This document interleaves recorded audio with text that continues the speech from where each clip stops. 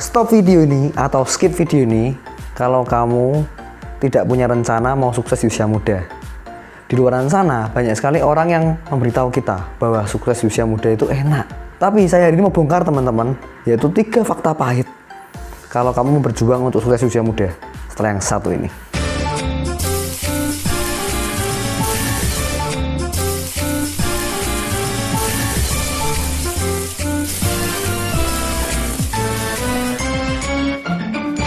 Siapa sih yang nggak mau sukses? Siapa sih yang mau jadi orang kaya?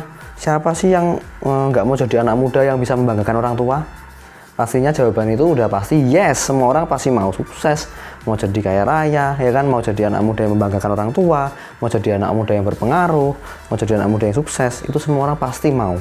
Ya, anak muda pasti mau. Tapi pertanyaan saya adalah, apakah Anda siap membayar harganya? Apakah Anda siap untuk berjuang untuk itu? Dan ternyata ada 3 fakta pahit ketika Anda mulai memperjuangkan masa depan Anda, memperjuangkan kesuksesan Anda. Itu ada kepahitannya teman-teman. Maksudnya ada hal-hal yang membuat kita, wah kenapa seperti ini, kenapa seperti itu. Ya, tapi sebelumnya saya disclaimer dulu video ini teman-teman.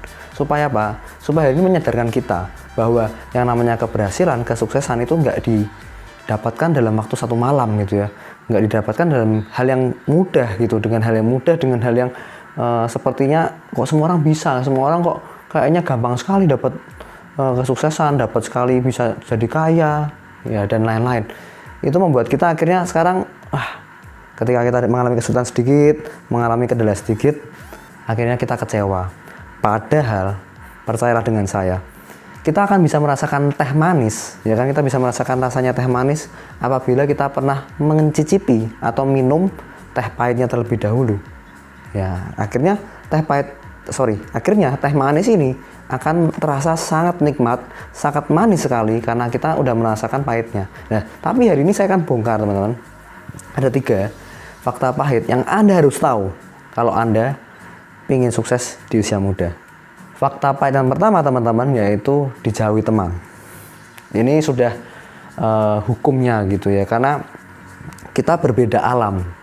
Maksudnya berbeda alam, contohnya kalau kita hidup di air darat itu, ada ikan yang hidup di air darat pasti nggak cocok dengan ikan yang hidup di air laut gitu ya. Pasti ada orang-orang beberapa yang menganggap orang ini aneh gitu ya, orang ini kok nggak sama seperti pada orang pada umumnya, anak muda pada umumnya. Contohnya nih, ketika Anda mungkin diajak teman-teman Anda untuk yuk kita sama-sama pergi jalan-jalan, kita pergi ke mall, tapi Anda gara-gara punya satu bisnis, Anda ingin mencapai kesuksesan, Anda ingin berjuang untuk masa depan, akhirnya Anda memutuskan untuk mohon maaf, lain kali ya kan? Akhirnya teman-teman kita ngomong, kamu kok gitu sih? Kok kamu kok gini sih? Oke, nah akhirnya selama-lama mereka merasa, ini kok berbeda, kenapa kamu berbeda dengan saya?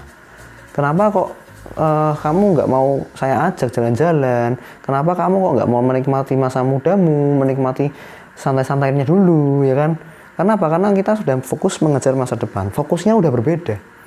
Ketika fokusnya berbeda, otomatis keputusan yang diambil berbeda. Dan ketika keputusan yang diambil berbeda, otomatis kehidupan sehari-harinya berbeda.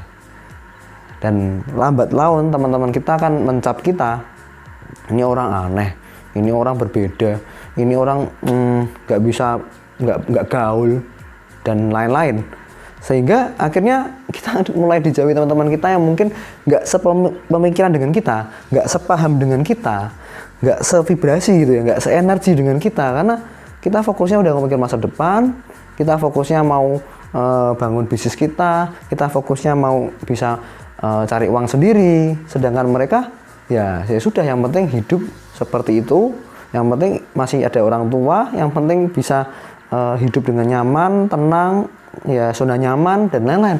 Satu hal yang berbeda teman-teman. Sehingga ini wajar sekali. Jadi kalau Anda mungkin hari ini merasa, Pak saya kok mulai bisnis ya Pak ya, tapi kok ketika saya mulai bisnis saya dijauhi teman-teman saya. Hey, itu sangat wajar sekali gitu ya, itu sangat wajar sekali. Tetapi tidak menutup kemungkinan teman-teman, ada teman-teman kita yang mendukung kita. Oke, ada teman-teman kita yang mungkin segelintir, teman-teman kita yang mensupport kita, yang mau berjuang bersama-sama kita mungkin, yang mau membantu kita dalam mencapai impian kita, mencapai masa depan kita lebih baik. Itu pasti ada teman-teman kita yang seperti itu. Tapi ya saya lagi kebanyakan, saya ngomong kebanyakan ya, bukan berarti semuanya. Kebanyakan kita pasti akan dijauhi teman-teman yang mungkin seumuran, gitu kan? Karena cara pikirnya sudah beda, cara hidupnya berbeda. Ya, jadi kalau hari ini sudah Anda mulai bisnis, Anda mulai usaha, tapi ketika Anda merasa sudah dijauhi teman, akhirnya Anda malah melepaskan bisnis Anda udah nggak berjuang lagi buat masa depan Anda. Nah, itulah ujian yang sebetulnya, ujian yang sebenarnya. Ya kan? Yang uniknya lagi ketika kita mungkin waktu kita lagi berjuang, lagi fight untuk masa depan, lagi semangat-semangatnya untuk meraih masa depan, fokus dengan bisnis kita, ya kan, teman kita yang awalnya menjauhi kita, dan ketika kita bisa berhasil, ketika kita bisa sukses, akhirnya mereka mendekati kita lagi, ya kan, bro, wah udah sukses ya, keren ya, wah kamu tuh hoki ya, ini kayak gini nih bingung juga gitu kan, ketika kita lagi berjuang dijauhin, ya kan, ketika kita sudah sukses diomongin hoki, diomongin kamu tuh beruntung, kamu nih orang yang bejo. Lah ini gimana ya, ini udah apa ya, yang Anda harus tahu gitu, ini fakta pahitnya. Jadi ketika Anda nggak disupport teman Anda, mungkin Anda udah nggak bahkan dijauhi oleh teman Anda sudah nggak berteman dengan Anda lagi karena dianggap Anda ini aneh dan nggak mau berteman lagi karena diajak terus nggak bisa. Harus biasa aja ya, sudah biasa aja. Oh, ini proses yang harus dijalani. Oke? Yang kedua teman-teman, yaitu dianggap terlalu serius atau dianggap seperti orang tua. Wah, kamu ini udah nggak keren lagi, udah nggak gaul lagi kayak orang tua. Pemikiranmu tuh loh, cari duit terus, bisnis terus. Kapan kumpul sama kita ya kan? Have fun dulu dong, ayolah. Jangan seperti kayak gitu, ya kan. Sedangkan ketika kita mungkin mulai bisnis, ketika kita mulai usaha, kita mikirkan masa depan, teman-teman kita mungkin malah kita lebih senang bergaul atau berteman dengan orang-orang yang usianya di atas kita. Karena mungkin mereka punya pengalaman yang lebih, mereka punya jam terbang yang tinggi, mereka punya ilmu-ilmu yang kita butuhkan. Seringkali membuat kita akhirnya, wah, kok saya lebih bisa berteman dengan orang-orang yang lebih di usia di atas saya gitu ya, usia di atas saya, sehingga membuat saya bisa maju, membuat saya bisa berkembang. Dan akhirnya teman-teman kita mulai nyinyir gitu ya, mulai anggap kita ini, wah kamu udah nggak asik, udah seperti orang tua gitu kan. Nah inilah yang membuat kita akhirnya down seringkali.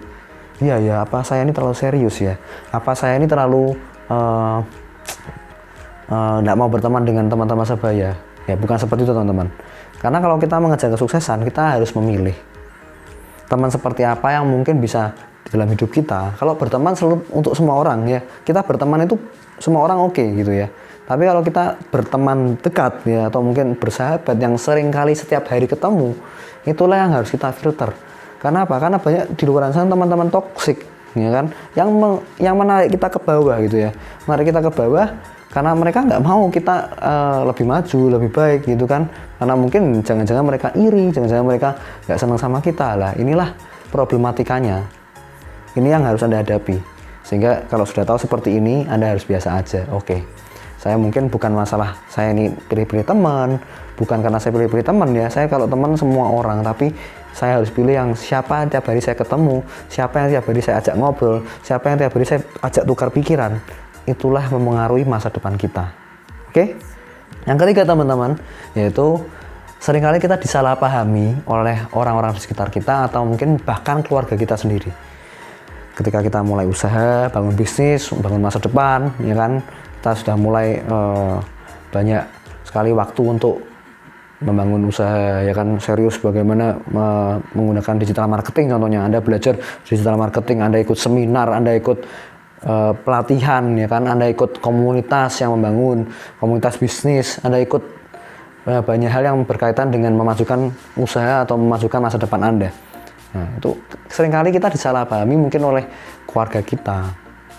Contohnya nih, kita sudah kerja enak-enak, ya kan, kita sudah kerja di satu perusahaan atau company yang sudah besar, yang gajinya sudah cukup besar juga. Nah, ketika kita beralih menjadi pengusaha, otomatis keluarga kita akan berpikir, kamu ini udah hidup enak, udah dapat uang cukup, udah dapat perusahaan yang besar, kok malah mulai dari nol lagi, kok malah mulai bangun bisnis, nanti resikonya gimana, ya kan? Kalau Anda mungkin yang di sini anak muda, Anda pasti berpikir orang tua kita mungkin udahlah kamu fokus kuliah. Kita salah pahami teman-teman, dipikir kita nggak mau, kita nggak serius dengan kuliah kita. Udahlah kamu jangan mikir bisnis, kamu fokus sama kuliah dulu sampai tamat, sampai selesai, baru kamu bisnis mau apa silahkan. Padahal seringkali orang-orang yang berhasil, orang-orang yang sukses di masa mudanya, karena mereka sudah membangunnya di usia mungkin yang sangat muda, di usia 15 tahun. Ya kan, bahkan mereka belum berkuliah, mereka masih SMP, SMA, mereka udah bangun kesuksesan mereka udah bangun bisnis mereka, karir mereka. Nah, inilah yang nggak dipahami. Seringkali kita, karena pola pikirnya adalah, kamu kalau mau sukses, kamu harus sekolah yang pinter, sekolah yang rajin, dapat gelar sarjana, kerja di tempat yang bagus, dapat gaji yang bagus. Ya, itu semua pola pikirnya seperti itu, sehingga kita disalahpahami kalau mau bangun usaha, atau mau bangun bisnis di masa muda. Nah, makanya dengan ini teman-teman kita harus tahu, oh, pemikiran mereka tuh nggak salah ya. Orang tua kita tuh nggak salah sebetulnya, karena mereka tuh sayang sama kita. Mereka khawatir kalau kita bangun bisnis, kita ini nggak fokus kuliah, fokusnya bisnis, kuliahnya berantakan. Tapi tunjukkan aja, buktikan kalau Anda kuliahnya memang beres, bisnisnya jalan, bahkan bisnisnya bisa menghasilkan dan bisa misalnya ajak orang tua ke luar negeri, atau mungkin bisa umrohkan orang tua, bisa belikan mobil buat orang tua contohnya. Wah, udah kuliahnya bener, kuliahnya beres, Anda bisa menyenangkan orang tua, membagikan orang tua. Itu satu hal yang luar biasa. Tapi gara-gara kita tahu nih fakta pahitnya, kita harus terima ya kan. Kalau orang tua kita mungkin bisa salah paham dengan kita harus biasa-biasa aja. Kita tahu nih, karena pola pikir mereka seperti itu. Oke, jadi itu aja teman-teman. Semoga ini bisa mendapatkan satu insight baru buat teman-teman semua, sehingga teman-teman tahu nih, wah, bukan cuma enaknya doang, ya kan? Kalau kita sukses di usia muda, saya yakin semua orang tahu itu pasti enak, itu menyenangkan, itu kita bisa beli rumah di masa muda, beli mobil sendiri, ya kan? Kita bisa menikmati masa muda kita, bahkan kita bisa menikmati pensiun gitu ya, bahasanya pensiun di usia muda. Kita bisa dari uang yang kita hasilkan, kita bisa dapatkan sesuatu hal yang kita impikan. Itu satu hal yang bagus. Tapi kita harus tahu ada fakta-fakta pahit yang kita harus terima, yang kita harus jalani teman-teman. Ketika Anda bisa menerima, menjalani ini, maka kesuksesan udah mendekat di dalam diri Anda. Oke, thank you semuanya. Semoga ini bermanfaat. Share ke teman-teman Anda, berikan komentar yang positif, dan selalu salam hebat luar biasa.